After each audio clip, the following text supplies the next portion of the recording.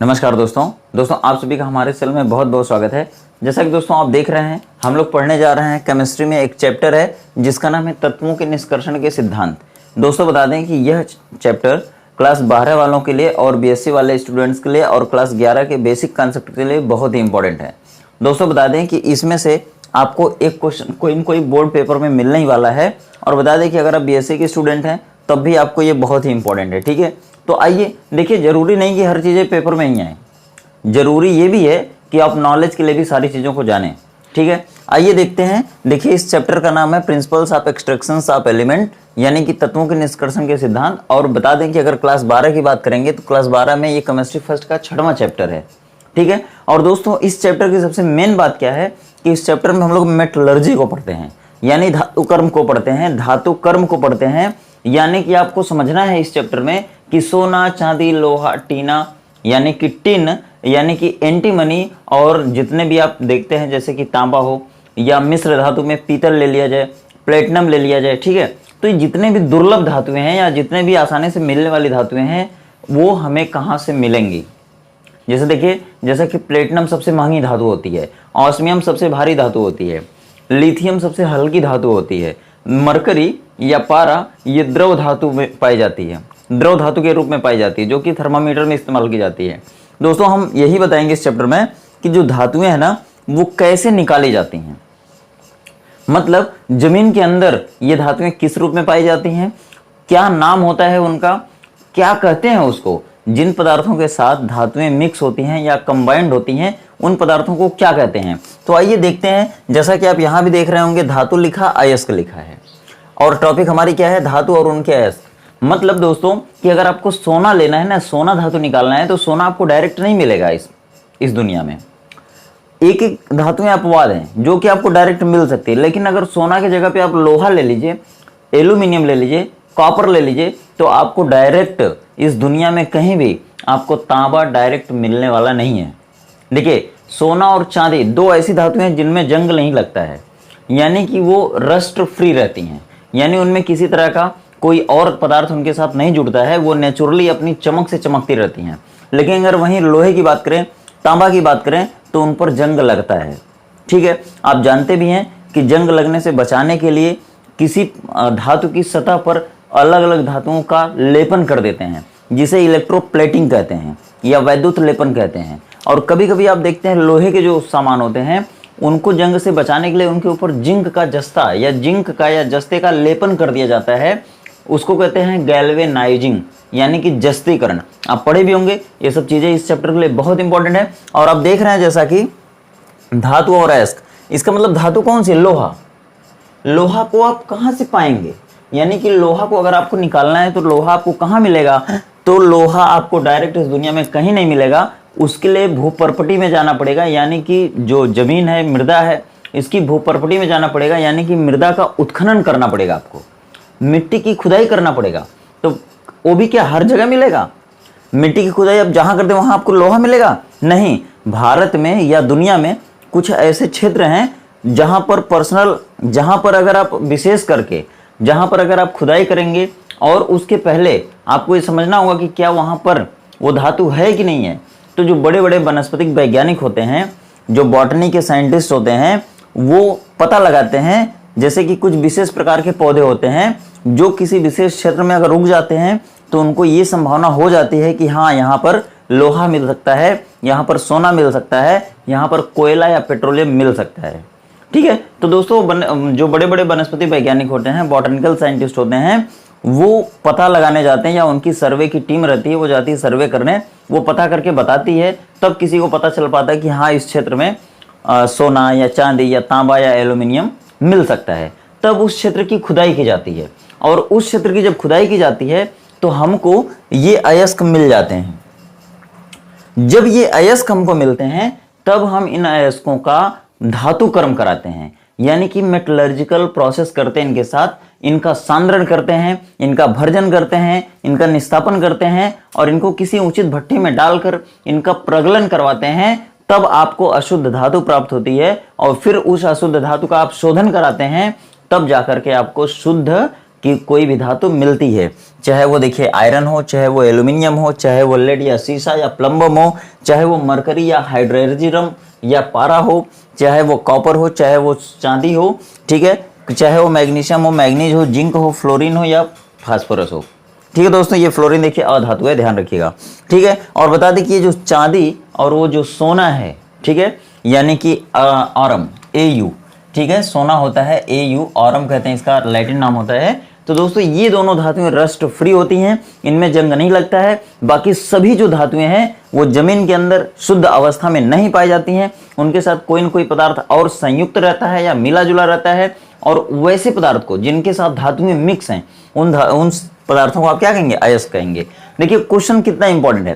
Question आपसे पूछ लेता है कि आयरन के 2 अयस्कों के नाम बताइए, लेकिन वहां पर थोड़ा सा रुकेगा। आयरन के 2 ऑक्साइड अयस्कों के नाम बताइए, आयरन के 2 सल्फाइड अयस्कों के नाम बताइए, आयरन के 2 कार्बोनेट अयस्कों के नाम बताइए। देखिए यहां पर मैं फार्मूला लिख दिया हूं। अगर आपसे ये फार्मूला पूछा जाए कि ये किसका अयस्क है, तो आपको इसमें कौन सी धातु दिख रही है? लेड, तो आप तो बता देंगे लेड का अयस्क है। अगर आपसे पूछा जाए ये किसका अयस्क है, ये किस धातु का अयस्क है, तो इसमें देखिए सोडियम धातु दिख रही है और ये एल्यूमिनियम धातु दिख रही है। आप जानते हैं इस सोडियम को मिट्टी के तेल के अंदर बंद करके रखा जाता है। क्यों रखा जाता है? क्योंकि वो ऑक्सीजन से क्रिया करेगी तो ऑक्साइड बना देगी। और ये सोडियम सुपर ऑक्साइड और पराक्साइड भी बनाते हैं। इसके लिए इसको ये ऑक्साइड में ना बदल जाए, इसके लिए इसको क्या करते हैं? केरोसिन में बंद करके रखा जाता है। और यही सोडियम पानी में जब जाती है तो पानी में विस्फोट करती है, पानी में आग लगाती है और धुआं कर देती है। यही सोडियम पानी की सतह पर तैरती भी है। ठीक है, याद रखिएगा, इससे बहुत क्वेश्चन पूछे जाते हैं। और बता दें कि इसमें 2 धातुएं हैं, सोडियम और एल्यूमिनियम भी है, तो ये दोनों ही धातुओं का अयस्क हो सकता है, याद रखिएगा। आगे देखिए, अगर आपसे पूछा जाए Al2O3 किस धातु का अयस्क है, तो इसमें एल्यूमिनियम दिख रहा है, तो आप तो बता देंगे। तो आखिर ये सूत्र क्यों लिखे गए हैं? ये सूत्र आपको एक क्वेश्चन हल करवाएंगे पेपर में, और इनसे यही पता लग रहा है कि देखिए यहाँ पर सल्फेट है ना, तो यह लेड का सल्फेट अयस्क है। क्योंकि अयस्क कई तरह के होते हैं, अयस्क मैं आपको बता चुका हूं कई तरह के होते हैं। जैसे सल्फेट अयस्क होता है, कार्बोनेट अयस्क होता है, ऑक्साइड अयस्क होता है, हैलाइड अयस्क होता है। यानी कि आपसे क्वेश्चन अगर इस तरह पूछ दिया जाए कि कॉपर के 2 ऑक्साइड अयस्कों के नाम बताइए, तब आप क्या करेंगे? तब मुंह बांधेंगे, मतलब नहीं आ सकता आपको। ठीक है, तो इसके लिए मैं आपको सूत्र भी लिख दिया हूं कि अगर आपसे पूछा जाए कि लेड के सल्फाइड अयस्क का नाम बताइए, तो सल्फाइड अयस्क कहाँ है? इसमें देखिए, यहाँ पर सल्फेट है, यहाँ पर कार्बोनेट है, यहाँ पे देखिए सल्फाइड है। तो लेड का सल्फाइड अयस्क कौन होगा? गैलेना। ठीक है, ये दोनों नहीं होंगे। अगर वही पूछा जाए आपसे कि लेड के कार्बोनेट अयस्क का नाम बताइए, तो कार्बोनेट यहाँ है, नहीं है, यहाँ है, यहाँ है, नहीं है। तो कार्बोनेट अयस्क का क्या नाम है? सेरुसाइड। ठीक है, अब भी मैं आपको ये सारे जो है ना अयस्क भी याद करा दूंगा ट्रिक से, गारंटी है मेरी। ठीक है, देखिए आगे, अगर आपसे पूछा जाए मरकरी का सल्फाइड अयस्क का नाम बताइए, तो देखिए सल्फाइड अयस्क कौन है? HGS। इसको क्या कहते हैं? सिनेबार। याद रखिएगा, ये मरकरी का ये जो अयस्क ना बहुत बार आपसे पूछा गया है, आज तक का आंसर उठा के देख लीजिए। इनमें से जितने भी लिखे गए ना वो सभी इंपॉर्टेंट है, क्योंकि धातुएं तो बहुत हैं, लेकिन सभी धातुओं के अयस्क नहीं पूछे जाते हैं। जो ज्यादा पूछे जाते हैं वही लिखे हुए हैं यहाँ पे।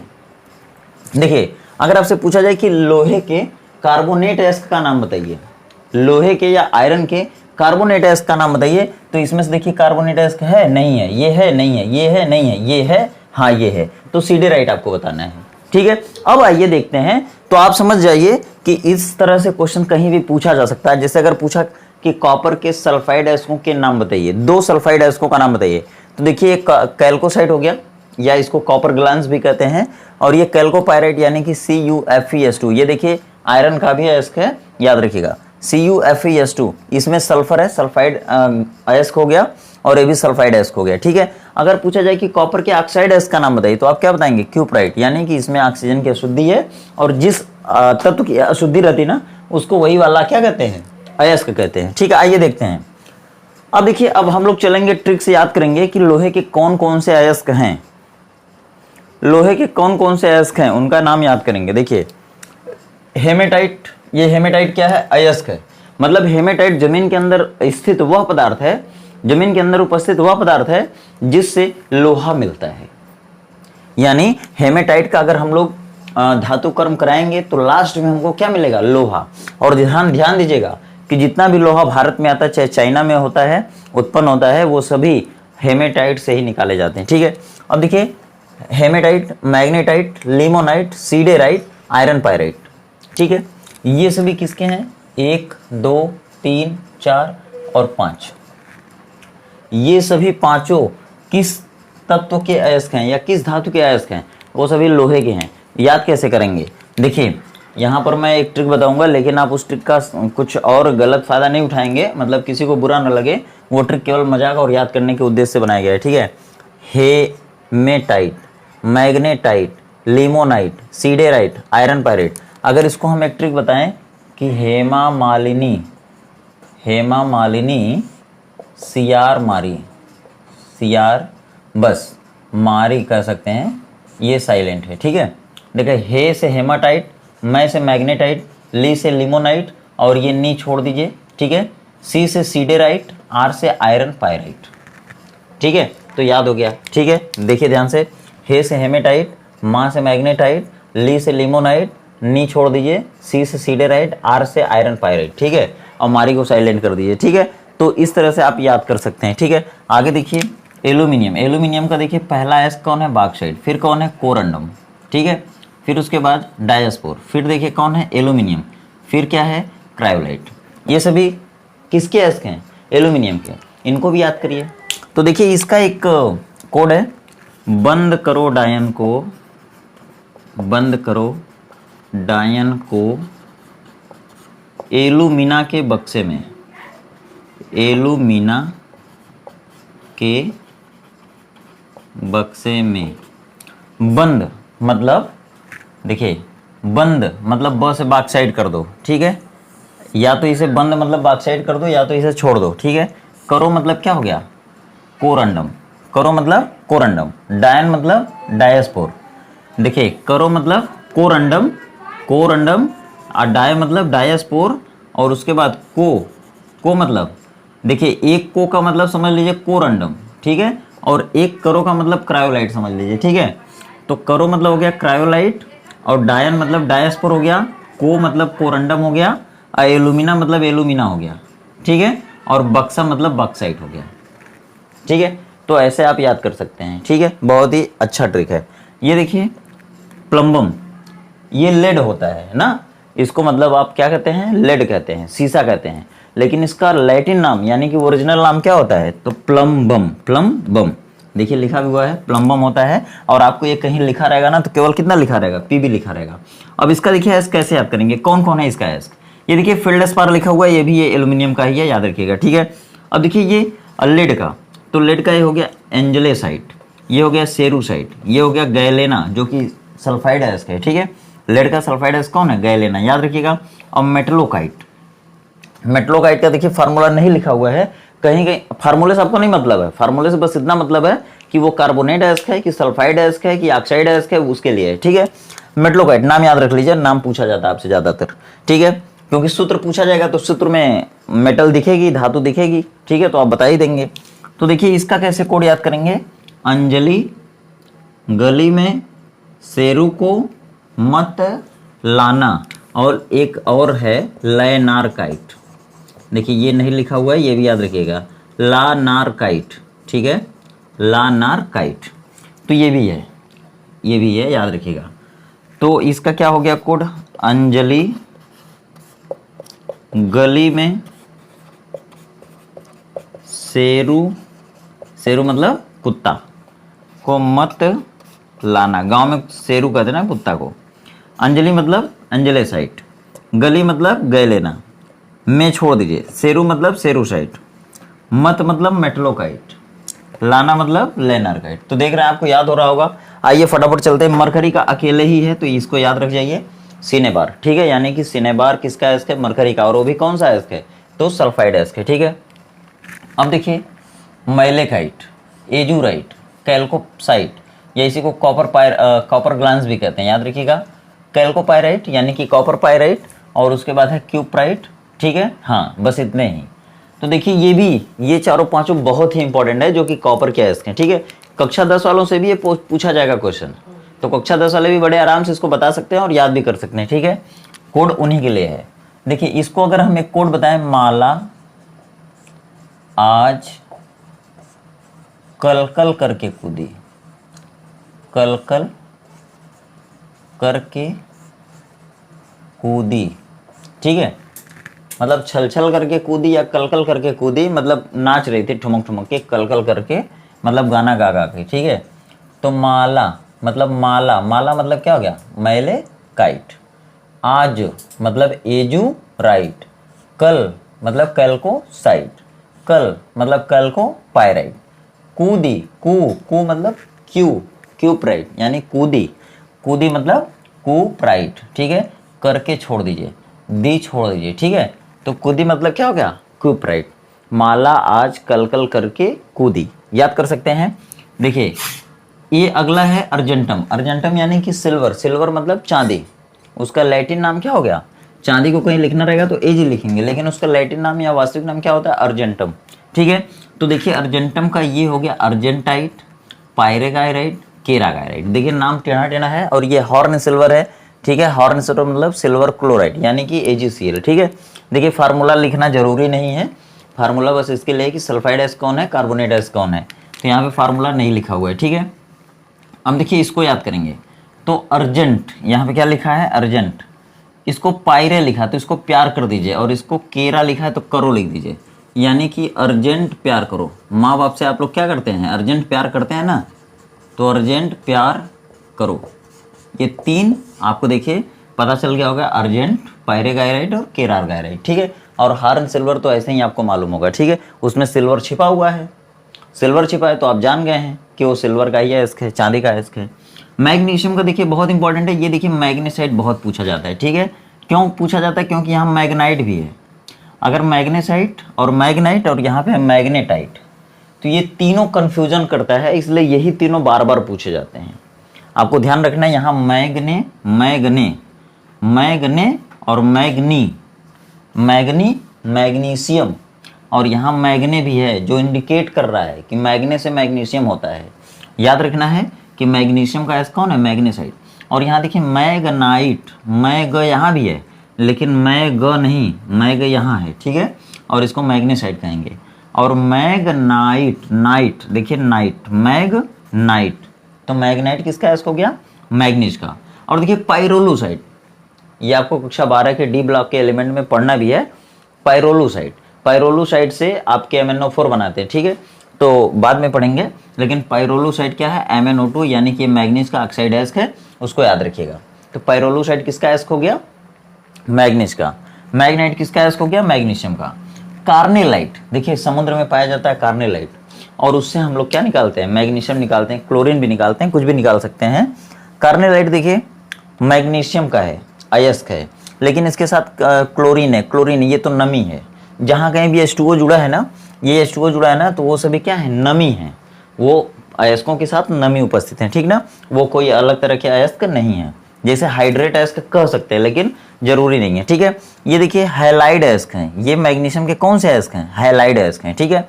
और देखिए एप्सम लवण, एप्सम लवण यानी कि 7 पानी के साथ, मतलब कि नमी के 7 अणुओं के साथ में मैग्नीशियम सल्फेट को आप क्या कहते हैं, एप्सम साल्ट या एप्सम लवण। वो उसमें कौन सा फार्मूला दिख रहा है, कौन सी धातु दिख रही है, मैग्नीशियम, तो मैग्नीशियम का वो अयस्क है, ठीक है। जिंक का देखिए जिंक ब्लेंड है, जिंकाइट और कैलामीन है, सबके फार्मूले लिखे हुए हैं, कौन सल्फाइड अयस्क है, कौन कार्बोनेट अयस्क है, सब आपके सामने है, ठीक है।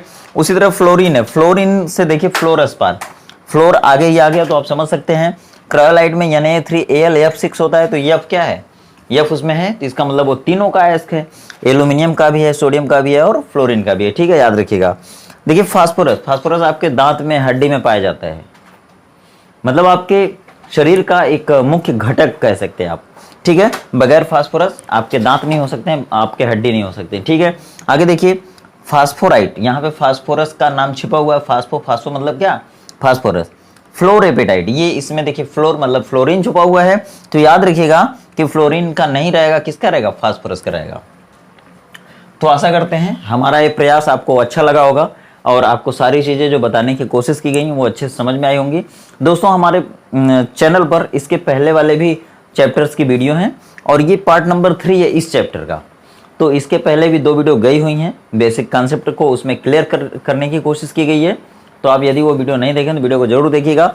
आगे अगले वाले वीडियो में हम लोग पढ़ेंगे कि जैसे मान लीजिए हेमेटाइट है, तो हेमेटाइट से लोहा निकालना है तो क्या करना पड़ेगा, ठीक है। मतलब किसी भी अयस्क से किसी धातु को अगर निकालना है तो कौन कौन सी धातुकर्म की प्रक्रियाएं करनी पड़ेंगी, उन सारी चीजों को हम लोग पढ़ेंगे, ठीक है। चलिए मिलते हैं फिर इसी तरह के कॉन्सेप्ट के साथ अगली वीडियो में। लेकिन अगर आप चैनल पर पहली बार है तो चैनल को सब्सक्राइब करिए और अपने फ्रेंड सर्कल में इसको शेयर भी जरूर कीजिए, और हाँ घंटा भी जरूर दबाइएगा, नहीं तो अगली वीडियो आपको समय पर नहीं मिलेगी, ठीक है। तो चलिए मिलते हैं इसी तरह कॉन्सेप्ट के साथ अगली वीडियो में। तब तक आप खुश रहिए, व्यस्त रहिए, मस्त रहिए। आपका दिन शुभ हो।